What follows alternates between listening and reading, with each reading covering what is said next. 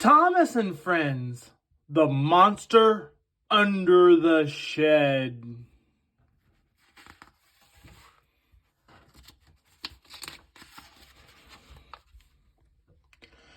It was a dark, blustery evening at the station. Sir Topham Hatt had closed the railway early on account of the weather. The engines were waiting for the signal to return to their sheds. "Maybe one of us should tell a story to pass the time," Thomas suggested. The other engines looked pleased with Thomas's idea. "I have the perfect story for tonight," James volunteered with a sly grin.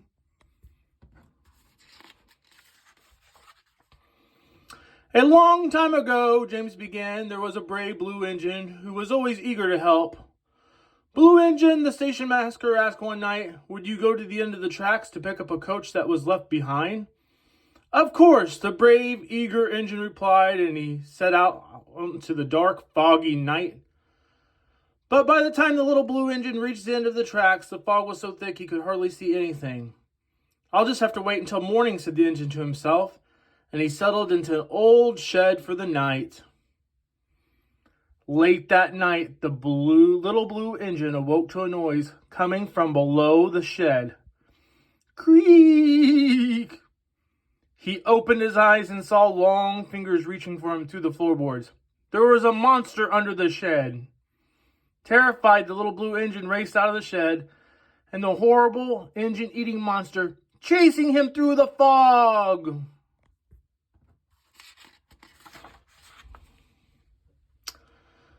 "Then what happened?" Percy asked timidly. "That's where the story ends," said James. "No one ever heard from that little Blue Engine again." "What about the monster?" Percy whispered. "Don't be so silly, Percy," Gordon said with a chuckle. "It's just a story." "What if that story is true?" Percy asked Thomas on the way to the sheds. "What if the engine-eating monster is out there somewhere right now?" "Stop being such a scaredy cat, Percy," Thomas answered. "There are no such things as monsters." Later that night, after they had settled in for bed, the engines were startled by a terrible racket coming from Percy's shed. "Gordon! Thomas! Help! There's a monster in my shed!" wailed Percy. Suddenly, James appeared, roaring with laughter. He had been rattling some scrap metal behind the sheds to frighten Percy. I'm a monster, James shouted. Percy was embarrassed for making such a fuss. "It's okay, Percy," said Henry. "Sometimes good imaginations think bad thoughts."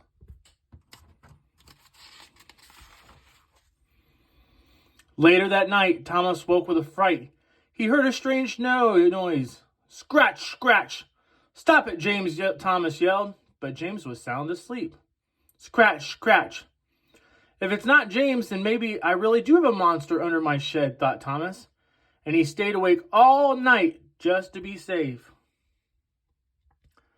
Thomas was awfully tired when he met Percy at the docks the next morning. "Did you hear anything strange noises in your shed last night?" Thomas asked. "Not after James' silly prank," Percy replied.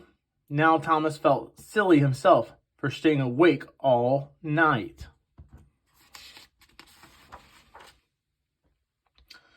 By the middle of the day, Thomas was very sleepy and running from far behind schedule. Henry pulled up beside him.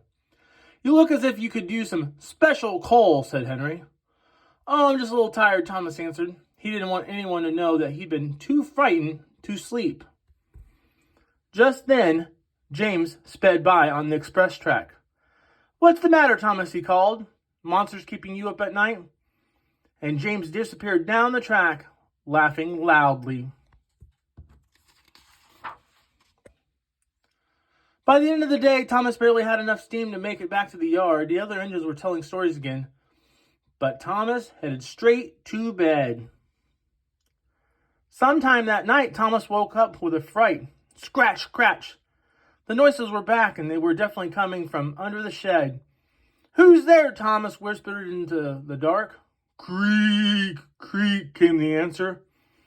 "Go away, monster! Get out!" Thomas ordered as he closed his eyes tight. Thump, thump, thump, thump, thump. The noises were getting louder and closer. That will surely wake the other engines, Thomas said to himself. They'll save me from the monster. But the other engines didn't stir. Thump, thump, it's just outside the door, Thomas yelped. That's his head. Help, Gordon, Thomas whispered, but the only monster heard him. Thump, thump, thump, thump. Then the doors of Thomas' shed began to rattle on their hinges. Bang, bang, bang. It's trying to get in, thought Thomas. Then suddenly, the banging stopped. Thomas was too frightened to move. He peered out into the dark, and there it was, the horrible engine-eating monster. Thomas could see its eyes glowing in the night. Thomas clamped his own eyes shut and screamed, Gordon, Henry, Piercy, James, he cried. Save me from the monster. Thomas, said Gordon, laughing. Open your eyes. What are you laughing at, Gordon, snapped Thomas. There's a monster right outside my shed. Not anymore, Gordon replied. Now the monster is inside your shed. Thomas opened one eye very slowly. A hedgehog? Thomas yelled in surprise. I was afraid of a tiny little hedgehog. Now all the engines laughed, and Thomas laughed with them.